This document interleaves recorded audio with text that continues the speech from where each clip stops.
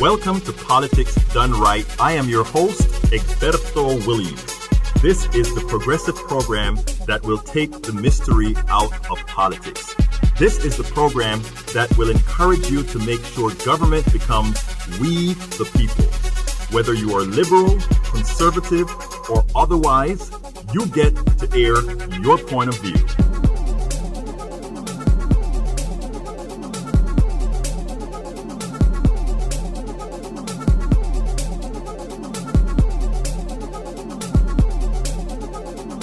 Remember, you can also send me a tweet to EGBERTOWILLIES. That is, at Egberto Williams.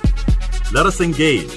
It is politics done right. 1, 2, 3, 4. KPFT local station board meeting will be held on the second Wednesday of the month at Harris County AFL-CIO Council Meeting Hall at 250 Houston, Texas, 77023. Public comment will be available from 8 to 8:30 p.m. Meetings of Pacifica Foundation's Radio Board of Directors and all of its standing committees are open to the public at kpftx.org. If a meeting was closed to the public, an explanation of the reason for closing will appear in the meeting's archive entry. You are listening to 90.1 KPFT Houston.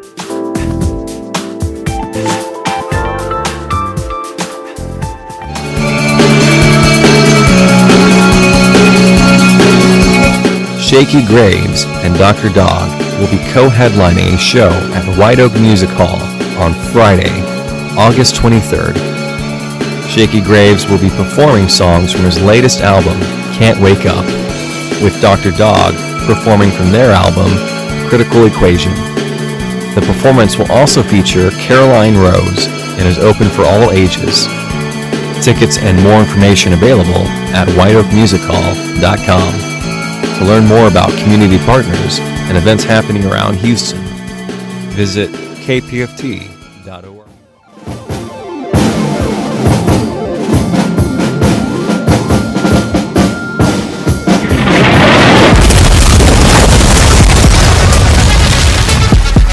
Welcome to Politics Done Right on KPFT.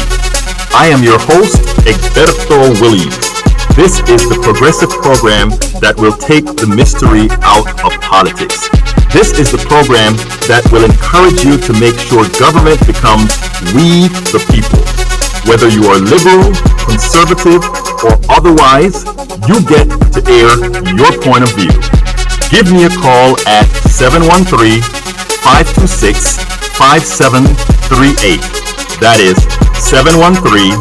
713-526-KPFT. Remember, you can also send me a tweet to EGBERTOWILLIES.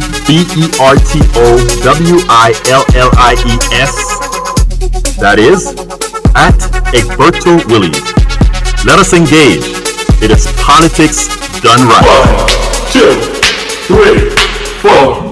Well, folks, welcome to one more edition of Politics Done Right. I'm Egberto Williams, your host. Thank you so kindly for being a part of the show. We are going to have a great show for you today and a very filled up show today. Lupita, ¿cómo estás? ¿Cómo estás? I am doing great. And you? I am doing just fine. We have a full show today, so we you know really what? do. So we're going to jump into it right away instead of just kind of bantering, right? Yeah. All right. So anyhow, title of the show today: Amnesty International, Plumbers Union, and Corporate Abuse of Small Business Grassroots. Subtitle: Today we have two local topics and one national topic. Interestingly, or local ones intersect national issues as well. Change only comes with an activated grassroots, and they are doing an excellent job of it.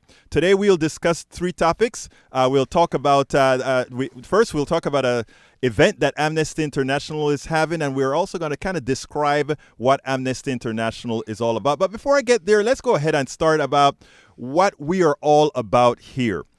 Announcements. I want to first tell you guys that there is a deliberative dialogue in Kingwood today at the Kingwood Christian Church, 3910 Westlake Houston Boulevard. Please go to Politics Done Right to go ahead and see the blog post with it. Again, it's a deliberative dialogue at the Kingwood Christian Church, 3910 Westlake Houston Parkway, Kingwood, Texas. Also, the Houston DSA presents Bakshar Sunkara and the Socialist Manifesto on Thursday, June 27th at 6:30 p.m. at the Montrose Center at 401 Branard. Again, that is Bhaskar Sunkari and the Socialist Manifesto on Thursday, June 27th at 6:30 p.m. But before I get to the program, I want to remind all our listeners that KPFT is a bastion of intelligent voices and programs. As a political activist myself, my favorites are Think Wing Radio with Mike Honig on Mondays at 3 p.m. Of course, we have Open Journal with Dwayne Bradley and crew on Mondays at 6 p.m. And then there is Jazz Latino, Afro-Cuban Latin Jazz at its very best, hosted by Juan Flores and me, Lupita, on Tuesdays at 12 noon. And the addition of Lupita, folks, I know all you guys that are listening, didn't it just brighten that show? Sorry, Juan, but she did, Juan. And then, of course, we have Gener Asian Radio, a weekly radio program featuring an eclectic mix of Asian underground, Bagra, Bollywood, funk, Hindi, Rai, where ancient sounds meet future beats. And when is that again? It's right after this show from 4 to 6 p.m. Absolutely so, folks. Absolutely so, folks. Let me tell you, I just did a bad thing. My phone wasn't turned down, and I hope you guys didn't hear it because that would have been very rude of me. But anyhow, check out our full schedule at kpft.org, where you can find programming from music to politics to the medicine to the eclectic. KPFT is a listener-supported public community radio station. So please, please, please, please, please, please remember. If you like what you hear, visit kpft.org and ensure we remain a strong, viable community radio station that provides news, programming, and information, not influenced by whom? The corporatocracy. Absolutely so. We can't have that. But without further ado, I am here with the one and only Sarah Labeth. How do you say that? Labeth? Labeth. Sarah Labeth.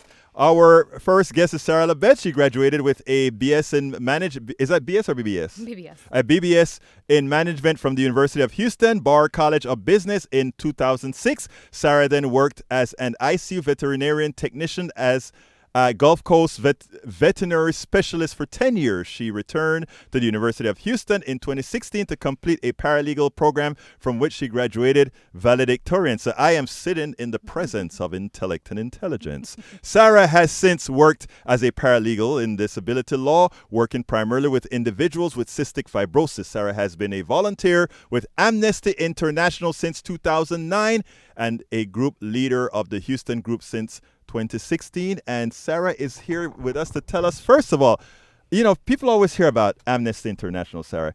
What the hell is Amnesty International? Amnesty International is a international human rights organization. So basically, we kind of work on a three-pronged attack against human rights abuses with research, mobilization, and advocacy. So we do have individuals who are employed within Amnesty International, but it's mostly a grassroots volunteer organization. People travel to different areas of the world where they know that there are human rights abuses happening. They will research exhaustively those abuses, and then they will create mobilization campaigns for the grassroots movement. And so mostly what they do is provide the information that is needed so that we can advocate on the behalf of these individuals, whether it's groups of people, and we're talking about reproductive rights, LGBT equality, free speech, the death penalty, things like that, or actual individuals that are imprisoned due to their human rights. Basically, they were just exercising violations of their human rights. So they were just exercising their basic human rights, and they've either some people have been murdered, some people are in prison or being held indefinitely. Now, this is you represent the local chapter of the organization. Is that correct? Yes. So most of what Amnesty International does, once again, is they provide information to volunteers, and in that way, we have across the United States and across the world local groups that kind of operate not independently, but they are kind of their own little entity in that they do advocacy, they do letter writing campaigns, things like that.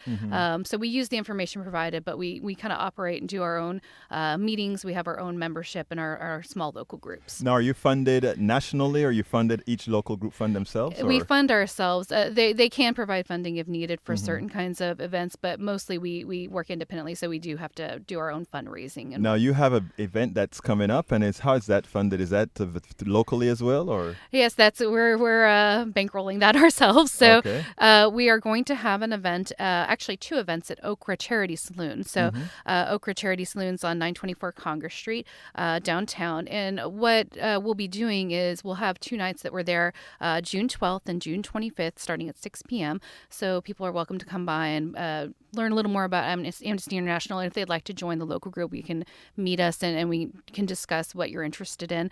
But what we're trying to do is raise funds for our local group as well. So the concept for Okra Charity Saloon, if people don't know, is that they feature several nonprofits each month, and as people buy beverages, they receive a ticket that they can vote for one of the nonprofits being featured, and we're hoping to win that vote. Win that vote, of course. And then we would receive the proceeds from the following month from the saloon. So that's essentially what we're here to talk about. Okay, so now tell them again the location, the time, and the date, because the way things work on radio is you have to say it more than one time for it to register. Because the first time people hear, oh, there's an Amnesty International event, and then they go blind or they go deaf. Okay, so the first event is tomorrow, June 12th at 6 p.m. We'll be in the upstairs area, and then the second one is going to be June 25th, and they're both start at 6 p.m. And Okra Charity Saloon is located at 924 Congress Street,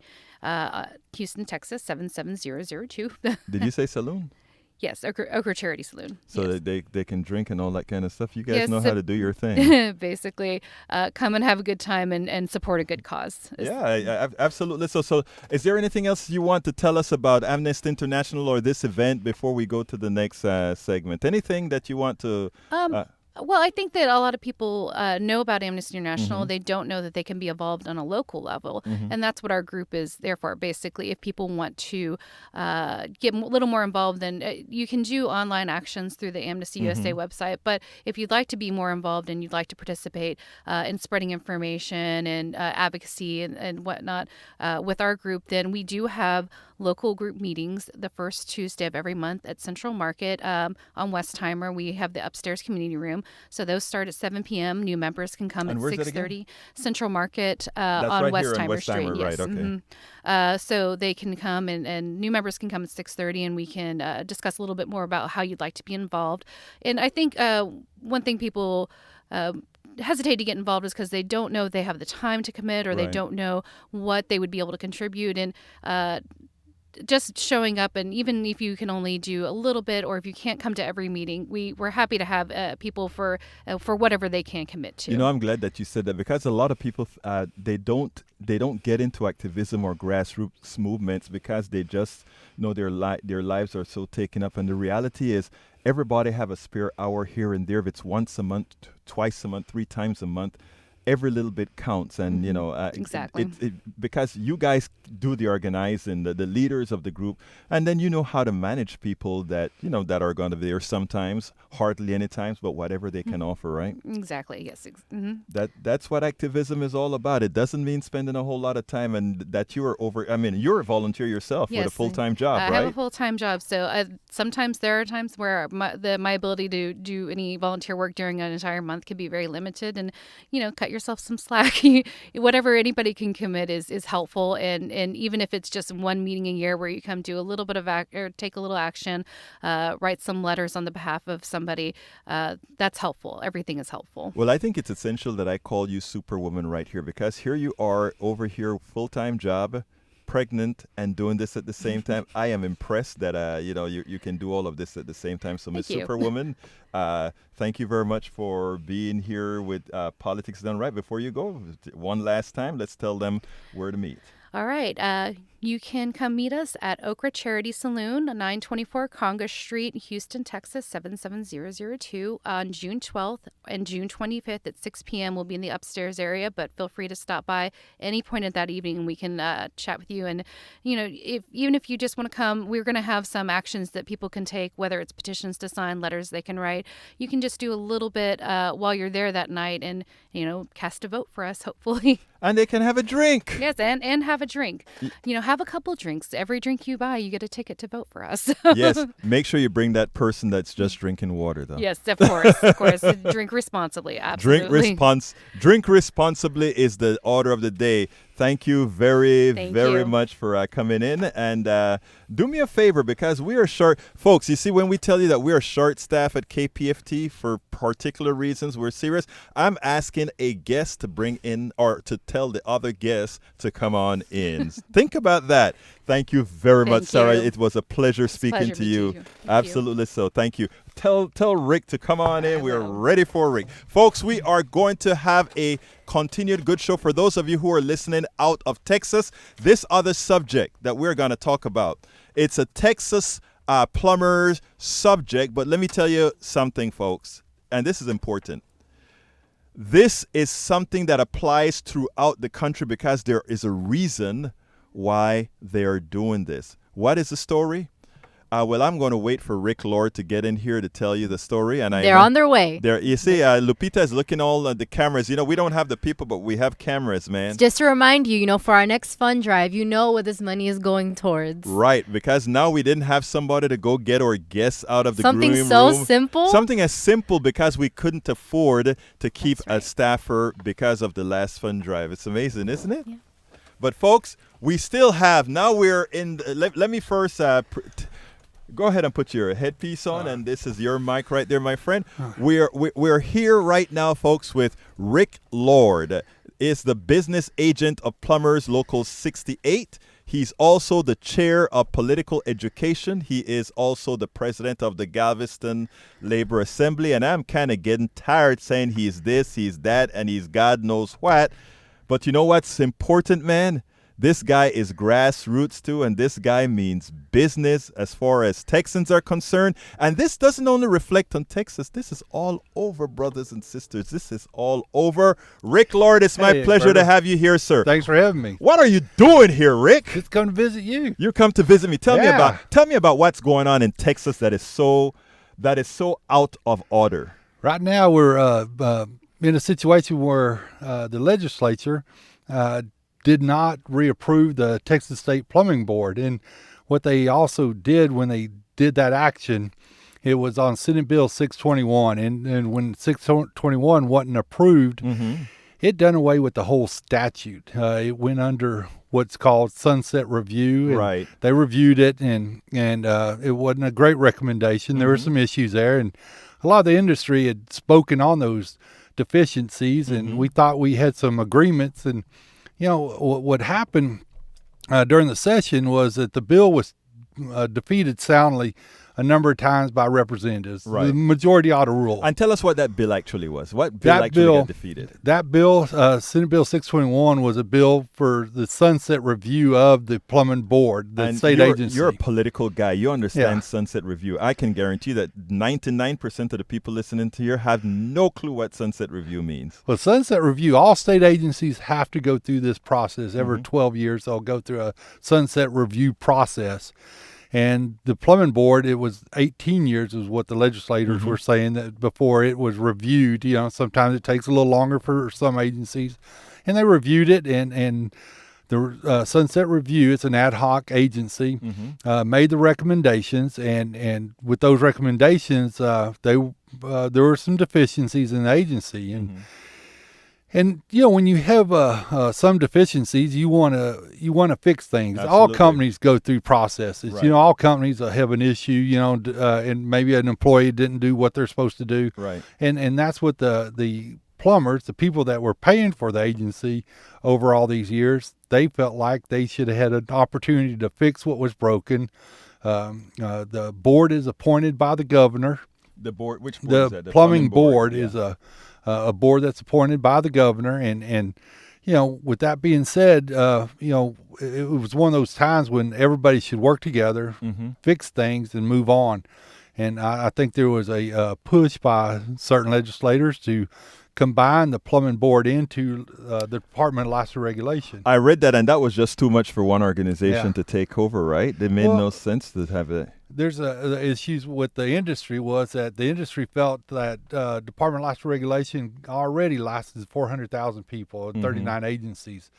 With that being said, the commissioners cannot be, by statute, be a part of the industry that they license. And so you just had some fundamental issues. There should have been some better safeguards put in the legislation to continue what the plumbing board had done in the past. And with any legislation, you should be able to put things in, take things out. Right. That process wouldn't adhere to. And now, as it turns out, what finally occurred is that all plumbers in the state of Texas, and folks, this is now Texas, this could be Louisiana, this could be Florida, this could be anywhere, but in Texas now, and tell me if I got this right, anybody could call themselves a plumber right now. I think that's what people don't understand. The whole law is gone. Right. Come September 1st. So anything like inspections, medical gases, sewer, people with background checks, all the license, there's a tradesman limited license, there's a journeyman license, all those are gone. Right. So as it turns out, in Texas now, nobody after September 1st, if somebody calls themselves a plumber, they just have to print up a card like you gave me your card here. That's it. And at least I know you're probably taking. You're a good guy. Well, that's the one thing with the unions. We have a process to validify someone. We have a training program. It's a it's a DOL regulated agency, DOL? Department of Labor. Okay. And the Department of Labor sets the standards for our school. Right. And you go from first year to fifth year, we pay 70 cents an hour out of every man-hour work to that school. Right. And once you get to the end part, you will take a test and you become a journeyman. And so, like me, for instance, I've traveled to other areas with my journeyman card. It wasn't my state of Texas card that said I was a journeyman. So it's my UA card. So because you're in the union and because you went through a particular school that has certain standards, your skills were recognized throughout the country. Yes. But for us, while we're in this fight, is that the consumer deserves to know who they have coming to their door. Right. They need to know that their person is not had some kind of background check. We'd hate to see someone just go into a house that might have had some kind of felony or sexual crime. There was a background check with our plumbing license on the state level, and you should have that little piece of comfort. And I don't know if all companies will do that kind of a service. That's something to be seen. Well, I tell you something though, and you and I discussed this off air before, and it's sort of on the macabre side, but that was actually, in my humble opinion, right? If I need a plumber now, given that I can't trust a license from the state, I'm only going to go with a union plumber. Oh. So, I think indirectly speaking, and I think you should be smiling internally, even if you have to be respectful of not having a law, that I trust that many people are going to be like me, and then the people are going to want to gravitate towards the unions. I don't know if that is a side effect these guys haven't noticed. We can't answer that at this point. It's really taken everybody by shock, that the legislature would be this short-sighted. But let me ask you something, Rick. Have you noticed any increased calls to your union offices now that I'm not talking about from customers, but I'm talking about from plumbers? The plumbers are very scared. And I think that's one thing, when you follow it on social media, I think everybody's saying one thing, and that's like, why would you do this? And, there I go back to, when did we get away from legislators listening to the people that pay all the money, do all the work, and had all the votes? And, when is it? Rick, let me see. Let me look this up. I want to look up something I said about you. And what I said earlier is I said he is he is the chair of political education. Yeah. I'm sure you know that answer. I Dave, do. don't I listen. You didn't have to go there, though. I had to go there. I'm sorry because putting on a show. Come on. I had to go there because I want folks to know who Rick Lord really is, man. But let me tell you, on the serious side, first of all, I think, and I want everybody listening to hear this, I think this is an opportunity. You guys have to go do what you have to do to get the state to regulate as they should. But I think this should be one of the biggest marketing campaigns for the union, bar none. Because I'm going to tell you something. There is a political sect in our country that likes to say, let the market take care of it, or let all that kind of stuff, right? Well, in this case, it's not let the market take care of it. It's let the union take care of it. Let the people take care of it. And as it turns out, I think you are in a great position to really, earlier you told me, 10% of plumbers are unionized? Probably about 10%, yeah. I think you have an opportunity now to put out a thing and says, listen, the state isn't protecting you, the union is. Any plumber that comes out needs, folks, you should not be hiring anybody but a union plumber after September 1st. And the reason why is you never know if they will mix your sewer and your potable water. Yep. And, there again, our medical gases, the medical gases and people going in your schools. I think we do have an opportunity to do some things, but we have got to, and we will try to provide the health and safety. Brother, let me tell you something. You're putting a lot of weight on that medical gases, and you're right. I mean, because when people get sick and they have to make sure their oxygen is separate from their different gases, that makes a lot of sense. But I'm going to tell you, what's going to kill people is the person who doesn't know that a particular thing has lead in it and they use it in their homes, that they don't realize that this particular paste does not work in Galveston where the humidity is high and the temperature is XY. You know all of that. I don't. Well, we had a situation in Corpus Christi 2 years ago where a backflow preventer failed, and it was at a asphalt plant where they sucked in a bunch of chemicals into the potable system. Right. And it shut down the hotels, it shut down schools, it shut down businesses, restaurants. It was something where you couldn't even boil water. You just had to go and buy water, and you can't boil certain heavy chemicals out of the water. Shut down the city for a week, Actually, I do remember that. Yeah. I carried that story. Yeah. I carried that story out of the Corpus Christi paper. I don't remember the name of the paper. Yeah. And it's just out of dumbness, it's just no reason for that. Well, so ultimately, I think you're going to tell us that they're about some function in Austin, right? Yeah, in Austin, the plumbers are both union, non-union, the industry, the contractors. Everybody's going to gather up at the Texas Capitol on the south side and have a rally at 11 a.m. on Friday. Now, are you guys coming in from all over the states? All over the state. There's buses coming from Dallas, San Antonio, Beaumont. And so, well, I tell you what, I'll be honored to carry that on Politics Done Right on Friday, because I tell you what, I think what you're doing with the grassroots getting together and doing all these things, I think it has to serve more than one purpose. I think you have to first show the dereliction of duty of our politicians, first of all, and I hate to put it this way, Rick, but this stuff has to be marketed because that is what we understand as a society. American, like when I read the story, it meant something to me because I'm a political junkie. But there are a lot of people who pick up that newspaper and saw, okay, so the plumbers, all right, so the plumber going to be cheaper now. Yeah. And that's what a lot of people are going to first see. They're either going to completely disregard the article, or they're going to look at that article and say, okay, no regulation, so that's going to be cheap now. Yeah. And then, so I think, just like you've came on here and talk about medical gases, and I think that's important, but I also think about there's a whole lot of people who have their own homes or whatever. I think it is so dangerous now having these unregulated plumbers out there that bar none, even from sprinkler system interacting with your water system, that's going to suck some of the things. Oh, yeah. I mean, there's a whole lot that can go wrong. Yeah, and there again, usually a law will be passed when something bad happens. Right. And one of the things that makes this country great is having good roads, clean water, and good communications. I mean, I thought it was Trump. You said it, man. You're the thought. You're I the didn't one who say used Trump. I You're the didn't- one who used the phrase "make this country great," man. I mean, come No. on, dude. Boy, you had to go there, didn't you? I had to do because you're the one who used the phrase, dude. I'm sorry. No, but those Yeah. basic needs, and it's made this what we are, and so we Yeah. need to keep it going. And to deregulate in some industries is not the right way. I'm going to tell you something, Rick.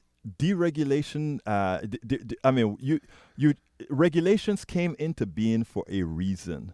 Usually bad. Exactly. And the Yeah. thing about it is, there are times, in fact, when, yes, we need to do something about removing regulations Yeah. that are no longer valid. This isn't one of those cases at all. And This- there's a yeah. process for that. And Exactly. That's what the line of communication ought to be, and not Right. just to do away with something. Right, absolutely. So I mean, look, tell us again about that event in Austin, and please encourage people even from here in Houston to come to the event, because, Rick, what we have to start having is an activated populace. Yeah. These guys get away with what they get away with because enough of us activists, like myself, Yeah. we have not been completely or entirely successful yet, which we have to be. Because people have to know that they have control. And that is one of the things they don't realize. Many people feel impotent right now, and they have to understand that they have control. And watching guys like you taking the bull by the horns and say, I'm going to Austin on Friday, that means something. So please let us know what we're talking there again, about. on Friday at 11 a.m. on the south lawn of the Capitol, south steps of the Capitol, we'll be having our rally. But, Egberto, I don't know if I can emphasize enough that the consumer is going to be the one that is Right. hurt more than anyone. Right. There was a very simple process on if there was someone violating the law or didn't do their work properly, Right. you could go to the plumbing board, and it was fixed very Right. quickly. Right. You won't have those same avenues to fix a problem if someone's doing shoddy work or not qualified or just not doing what they should be doing and charging an extreme amount of money. So the consumer needs to see what's going on, and the consumers are losing their rights more so than the plumbers. Absolutely. So, well, look, let me tell you something, Rick. Senor Rick Lord, I'm Yeah. happy that you came by here because when I saw the story, I thought I couldn't believe it, first of all. And then it was funny because I got a call from Jaime, and Jaime, did you hear it? I'm like, yeah, I did. But, the truth of them, I'll be honest with you. I read it. I got kind of ticked off. I thought it was one of those stories that I got ticked off, but a lot of people were not going to, say much about it. So I didn't even write about it. The Chronicle had the article, and I said, okay, well, but people need to realize what this really means. And when he called me, I'm like, oh, wow, that's cool. And then what you're going to go do in Austin, I think, is very important. So look, I thank you very much for coming on to Thank the you show for having me. and Appreciate it. spending Look some forward to time it. with us. And good luck on that stuff on Friday. And let's try to kind of wirecast that thing into Appreciate it. Thank so you. that we can kind of get some coverage on that. Sounds good? Sounds good. It Great. was my pleasure meeting you, Adios. Rick. You Yeah. take care, buddy. All right. Keisha is up next with us. We were, look, we actually did the timing just right. You guys are too good for me. Yeah. Come on in. Hey, Sanjanetta, come on in. How you doing, my friend? How are you? Excellent, excellent. Say hi to the community. Hi, everybody. I'm Sanjanetta Barnes. And, I didn't realize Sanjanetta was in this studio, but is there anything you want to tell anybody?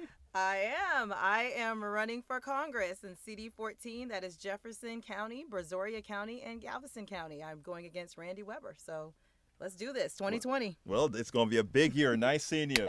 You All right, too. come on. Could you send Keisha in for me? Thank you very much. Thank you. Hey, guys, look, we are this next story is going to blow your mind. Because I tell you what, and I have to say that when I saw it originally, what occurred with Keisha Thomas, and I'm going to tell you guys a little bit about Keisha in a little bit when she gets here. Is she coming into the studio right now? I'm going to tell you a little bit about her. She has a history.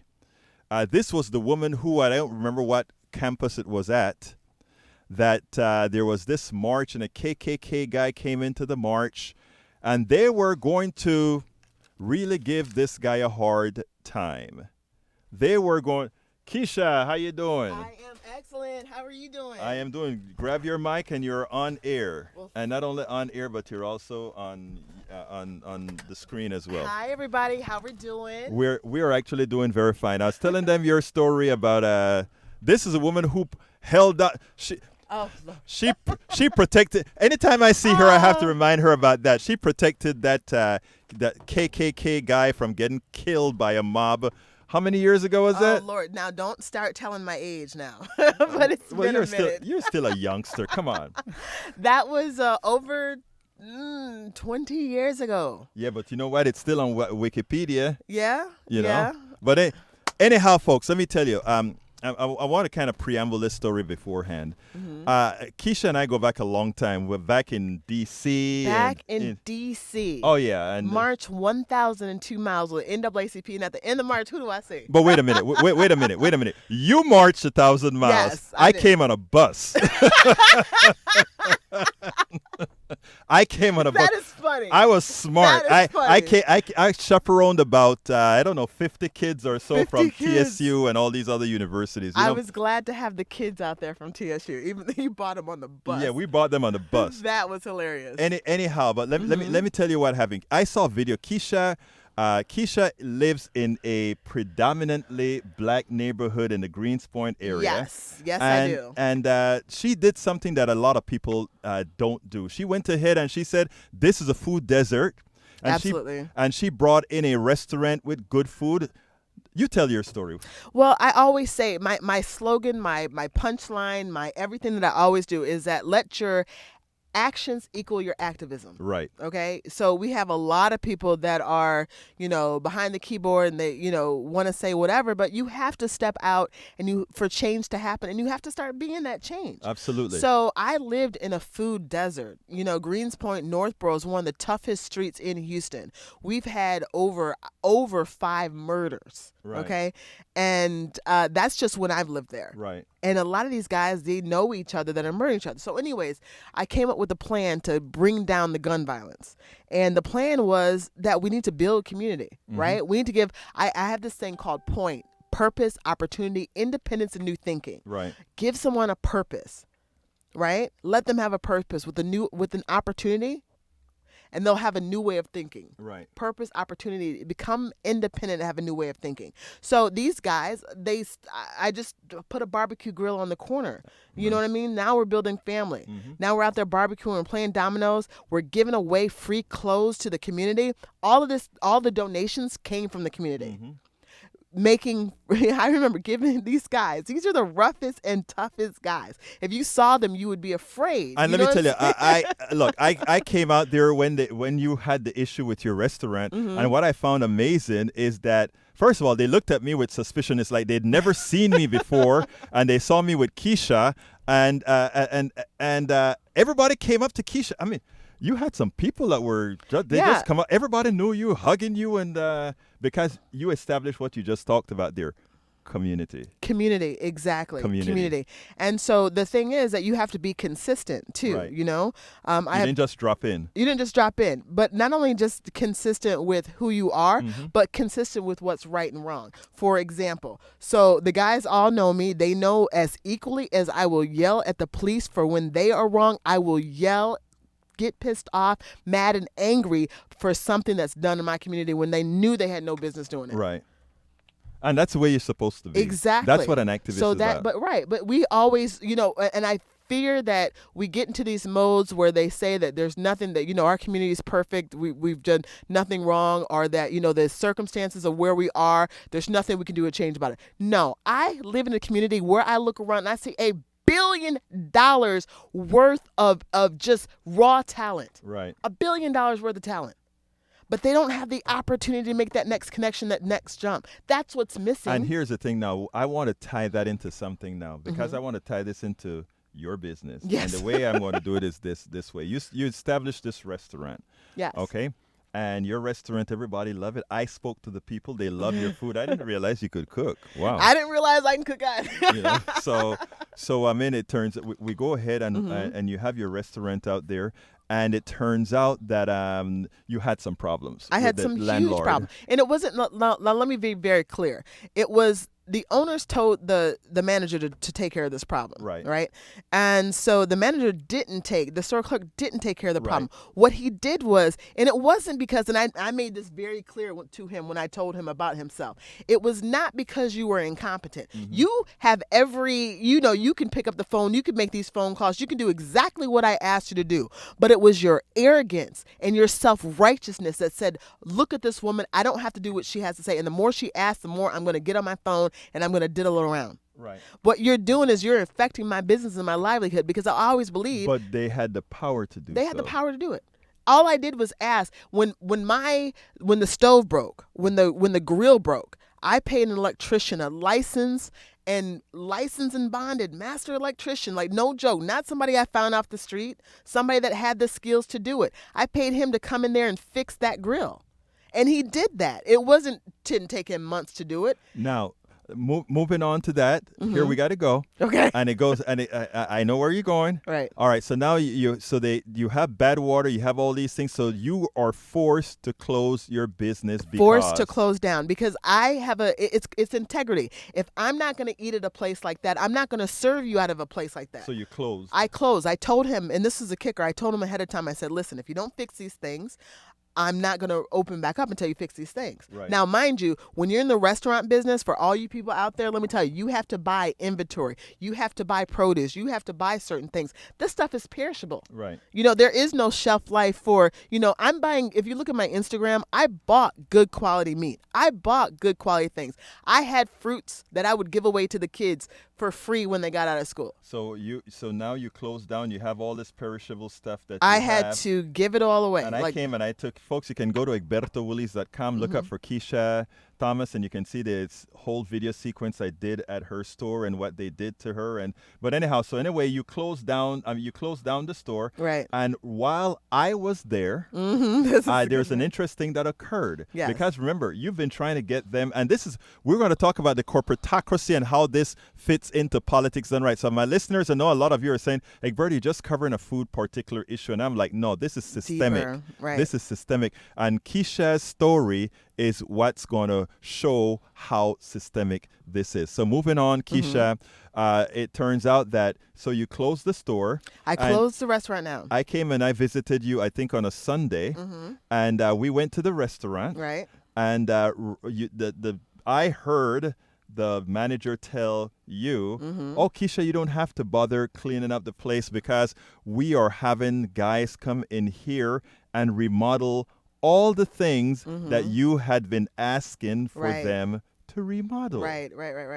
Is that correct? That's correct. Did I get that right? You got it right. So I mean, you heard it. You heard it firsthand. I heard it firsthand. Now, so what that meant is that you were going to get, they were really trying to get you out of there. Right. And it was like, there were certain things that I wouldn't stand for. So like when I saw one of the clerks that was that had sold cigarettes because they're selling single cigarette, loose cigarettes, right? They do it like we do it in Panama. Right. Okay. Single cigarettes. So when I saw that they had sold a cigarette to a kid, and I went, because I would, like I said, equal justice for everybody. What are you doing selling this cigarette to this kid? You know he's a kid. You know what I'm saying? So I checked him right then and there. Or if they had like different things, they had no standards. So, for example, when they bought milk, let's say the milk, I remember this one instance, I went back to the cooler and said, hey, you got spilled milk back here.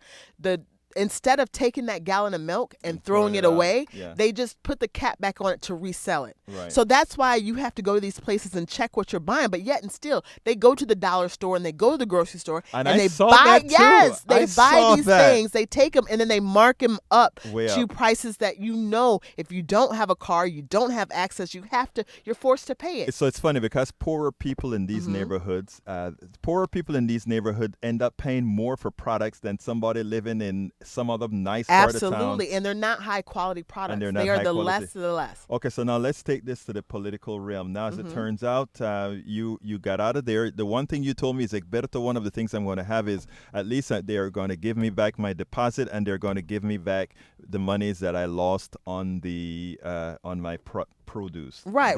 But see, and that was the fight today. They wanted me to sign this huge legal document. I said, I'm not signing anything. I need you to give me my money. They were supposed to give it to me yesterday. Now, mind you, you got to understand, this ruined me financially. Right. This absolutely ruined me financially. The quick closing that I had to do. Right. I'm one of those activists that say, okay, put your money where your mouth is. This business would have gone on and would have thrived. My plan was to have more quiches in different gas stations across the country where there are food deserts so that people can get access to the And let me stop you right there. Now, where I talk about this being political, folks, is this. I saw this with my eyes, and she took me to a couple of other stations, one other station that had something similar, but based on her model, this is something that would have worked. You guys hear me talk a whole lot about the corporatocracy, and we'll have Lupita who says the corporatocracy when we're talking about our thing. But here's the deal. This is how you prevent the progress of people. This is when we talk about how the corporation has the boot on your neck. This is what we're talking about. Now, I can guarantee you, Keisha, that what they're doing is they may get a franchise in there, or they may get something else in there that is more profitable for them, but at the same time prevents you from ascending given the opportunity that you would have had and what you would have represented. And then on top of that, not only that, but the food quality. So they're going to put fried chicken in the black neighborhoods. Again. They're going to put, burger places in the black neighborhoods. They're going to put, processed cheap food in the black neighborhoods. That's what they're going to do. Now, the model worked when, people said, how are you going to be able to sell salads to black people? Yes. I saw people came up to me and said, hey, what do you have that's vegetarian? Right. Black males who are statistically have high blood pressure, diabetes, heart disease, were coming up and asking me, tattoos on the face, I'm Presbyterian. No, what do you call it? Where you just eat fish or, just vegetarian? Or what can vegan. you, vegan, what can you do for me? Pescatarian is fish. Pescatarian, yes. Oh, I didn't even know. I thought she was talking about religion, Presbyterian. No, right. They would but these were the food diets. And I would look at them and I'd be like, okay, listen, you're asking for this. You're asking me to cook you fish. Now you get off them drugs. You know what I'm saying? Yes, exactly. But it was like, but I can say that. You know what I'm saying? But because you have a rapport with we have them. a rapport. But I'm not saying that everybody that came in there was doing drugs. But what I'm saying is that this was working. This model worked. When you give people options, it works. But you have to be able to give people options. It is heartbreaking because I know what this could have been. Right. So people are asking me, what is my next step? What am I going to do? Right. And I've thought about this left and right. Do I want to go back on the road? Do I want to go speaking at universities? Do I want to go, do whatever? Because I took time off from. Well, that's what I asked you. I asked you that. Because that's what I know you normally do. It was a shock for me when I saw you. Keisha's restaurant, right? Wow. In a gas station, what? That didn't compute for a long time, and then I kept on following your Instagram and stuff. It's like. And I told you I was coming to have a burger, but you closed the darn place before I got my damn burger.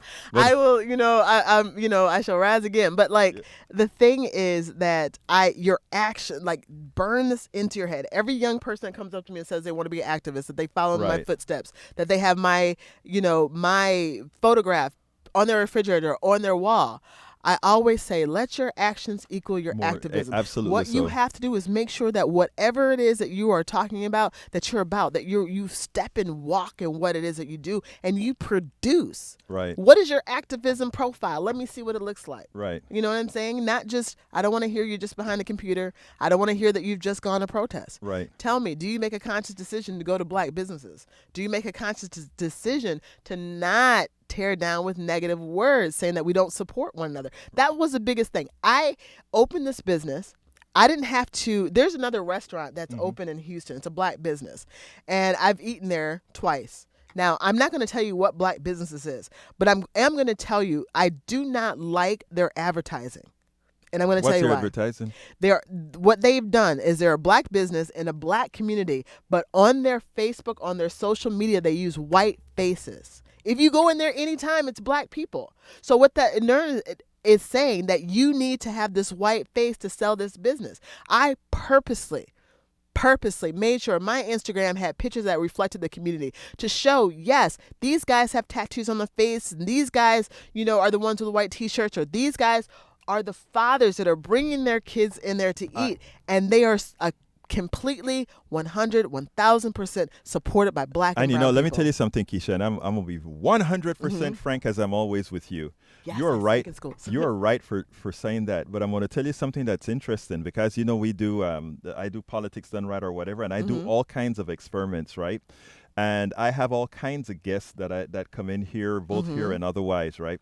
And I do these marketings, and the reason it's so important to do what you just said to do is that is such a truity, and not more than likely, one of the reasons is familiarity. Right. Unless we start creating that familiarity for people seeing others in places they are not used to seeing, it presents a problem. Let me tell you the experiment that I did. I brought into this studio a teacher who was fired. Quanelix got her fired for because she had some anti-Muslim thing, and I don't remember her name now. She knows me, and if she watches the show, she's going to I can't believe you don't remember my name, Egberto. But she's a blue-eyed, blonde, flashy woman, comes in here, and she had all the staffers all taken, and the show that had the largest views on Facebook was this woman.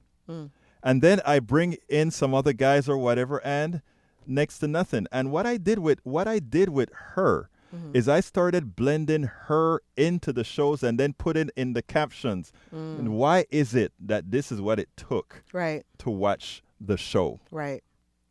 Which is sad, but we have to be the groundbreaker. You have to stop doing things because this is how they've always been done. And that is what I just said. Right. We cannot expect this next generation to acknowledge, accept, support black business if we always have to put a white face up to sell it. And that's what I said. You have to find that migration path because the truth of the matter is I don't think you had any problems garnering business, right? No, I didn't. I did not.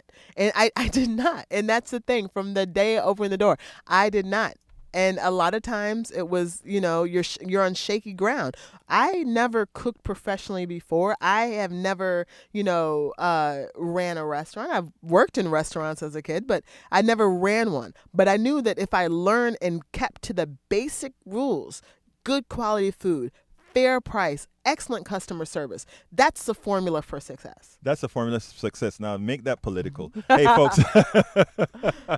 Okay, folks, this is not your standard politics done right today. I thought I had to make something different for 3 reasons. When I heard from Amnesty International, when I heard from the Plumbers Union, and when I saw Keisha's video, let me be honest with you guys. Keisha was a stand-in today. I didn't know Keisha was going to be here. I saw a video on Facebook. That is how dynamic politics done right and our programs are. And I hold on a second, Keisha, because I want to say this. This is important. Well, thank you. We have to be in our activist journalism requires that you're able to change on a dime, that you're able to change with what's occurring out there. And when I saw her video as far as this corporation, yes, it's an individual corporation, stepping on this woman for what not only that they owed her, but they actually caused a demise of a business in her community. I said, you know what?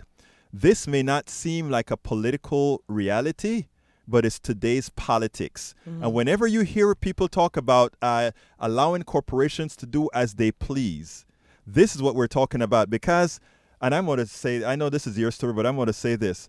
She said, these people told her, please take us to court. Yeah. Because we will bankrupt you. In other words, you take us to court. We are using this judicial capitalist system to tell you that, you know what? You are just a peon. And unless you are one of the chosen who becomes the corporate being, we are going to put our boot on your neck. And this is what a lot of people don't understand. So when you're listening to a lot of our programs talking about the corporatocracy, some of you have told me, Egberto, but a lot of people work for corporations. Egberto, you're right. That doesn't mean they have to be bad citizens. That doesn't mean that we shouldn't have laws that put limits on what this massive institution can do. And Keisha and a lot of other people that go through these types of issues are what these people do. Folks, I know I didn't take any calls, but we have about 7 minutes. If you want to give a call in, you can. 713-526-5738. Again, that is 713-526-5738. I know this is not a standard politics done right, but every now and then I have to do something non-standard. Flip it up. And not only that, when some look, I think your story, I think the plumber Rick's story, and I think Sarah's story are three very important things that are happening locally that expands beyond Houston. Mm-hmm. Your story expands beyond Houston. So what are you going to do? I mean, what kind of how are you going to make sure that this doesn't happen again? Well, first of all, I just don't take no for an answer, right? I don't take no for an answer. Right. So when he told me, that's why we get along. Yes, when he told me that, that he can take him to court. What you don't understand is when I go to these places, I do these little things, whether I march from Selma to Washington, I open up a black business, I set up stuff on the corner, I, do all this activism stuff. I don't ever go in there and lead as I'm Keisha Thomas, Mm-hmm. right? I go in there, I do work, and then people find out who I am, yeah. right? So I didn't need to, this guy, he may have more money than me, but you don't have more. Hey, Keisha, you have more money than her, but she's great. But we're going to take a call. Okay. All right, let's go. Line number 1, come on in. This is Patty. Oh, hi. I just wanted to say to you that I read your blog today in Daily Cause. Yes, ma'am. And I thought you hit it on the head. Thank you so much. much. All these people are, thumping their chests and talking about being Christian. And I believe in the teachings of Jesus, and I believe that if the world followed the teachings of Jesus, we would have a phenomenal world here. And all these people, I read Ayn Rand for the first time, Atlas Shrugged, when I was in about the 8th or 9th grade. Mm-hmm. Thought it was wonderful, swept off my feet. Reread it when I was about 21 or 22 to see what it was that had impressed me so. And I thought, you can't live your life like that. You can't do that. Right. We are all. That's wrong. We're That's all our wrong. brother. Something. What I learned is we have to be our brother's keeper. We have to be Absolutely. our brother's keeper. We have to love people. We have to be able to deal with people. Even the story I'm talking about with Keisha. Keisha knew I was going to call her when she put that video. I did when I was laughing. Because we have to be together. But thank you so kindly, Patty. Anything else you want to say real quickly before I go to Andrew? No, that's fine. Thanks. Thank you. I appreciate it. You have a wonderful day. Okay, Kay? You too. Bye-bye. Okay, Andrew, come on in. Yes, sir. I just want to, first off, thank you for the wonderful show you have. Thank you, Always sir. bringing in people that the rest of us might not know about, because each story is different. You just hear about mainstream media, and they pick and choose what they're going to show. But with Keisha, I really am sorry that it happened with your restaurant. We need good businesses out there. What I would ask, because I have eaten at a couple of places, Mama's Kitchen on Main. Mm-hmm. I'm not doing a shout out. The reason I'm saying it is because they've kind of opened up their arms to, we want everyone to come in, and not just, I'm a Mexican American. Mm-hmm. They didn't just say, hey, we want the Mexican Americans to come. We want everyone to come and enjoy the food. And I've talked with them, and I think what we need to do in this time of indecisiveness and people pitting side against side is, we do need to support our own communities. Absolutely. But we also need to open it up to others.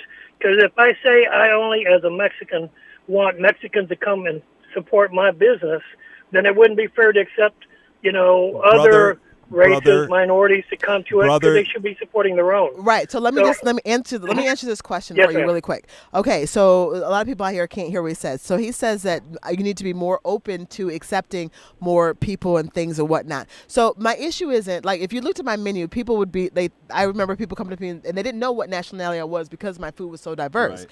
But Yes, it's ma'am. not. I'm not saying don't have, because I had a lot of people, Bernard, Sam, a lot of white Right. people that came in and support my I know business. them. I saw them. Yeah. But the thing is that when you were in a black space and you don't have there is in a black community where you have no space for black business, I need to say to black people that, number one, we can have businesses that support ourselves, and that's not taking away from other people. I don't want to interrupt you, but I only have 2 minutes. But Okay, let me we just only say have 2 something minutes. real quick, because I know this woman here. Mm-hmm. The only thing she was trying to say here is that a black business should not have to advertise with a white face. That they should be able to who they are. That's what she was saying. And I think, and I'm sorry to interrupt, it's just that I appreciate both of you so much. I think because I've talked to people within our community, people, exactly what you said. If you're an activist, what are you doing? Brother. Not just the word speaking, but what are you Sorry, doing? Andrew, I got one more call and I got to go, but I love you, brother. Thank you for calling in. Thank And you so keep much. stay with us, brother. Okay, let's go real quickly. I don't have much time, Doug, but real quickly, my brother. Oh, hi. Yes. Keisha, more power to you. Thank you. I do want to say, on the contrary side, this is the most irresponsible show, Bertha, you've ever done, and I'll tell you why. 4 out of 5 new businesses fail within the first couple of years, 80%. And Keisha, it sounds like they majorly did you wrong. I hope you can get I hope a good progressive lawyer will volunteer his or her time pro bono so that you can call their bluff. The restaurants are among the hardest of businesses. Yes, it is. Okay, let me answer this question for you because I know that we don't have much time. Yeah, real quick. But I'm going to tell you why. It would have been one thing if this restaurant was failing. Yes, I've been in the restaurant business for I can't tell you off and on for over 10 years. Okay, You've seen other restaurants fail. Okay, now listen, let me tell you why. Yeah, this yes, was a ma'am. fail-proof plan. The rent was paid, the employees were paid, everything was working fine. What wasn't why I had to close down my business, not because I didn't have the sales, not because I didn't have the people, not because my menu items weren't what the community was ordering, not because I was losing produce. The reason I had to close down is because they had no hot water. The water was coming out yellow, and there was bugs. Gotta go. Thank you, Doug. We talk about this the other time. Call me another time. Okay, my name is Egberto Willis. This is Politics Done Right, and we are out. Welcome to Politics Done Right. I am your host, Egberto Willis. This is the progressive program that will take the mystery out of politics. This is the program that will encourage you to make sure government becomes we the people. Whether you are liberal, conservative, or otherwise, you get to air your point of view.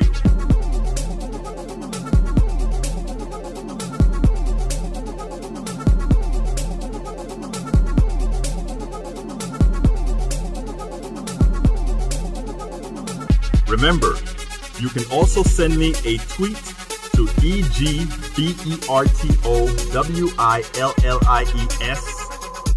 That is, at Egberto Willis. Let us engage. It is politics done right. 1, 2, 3, 4.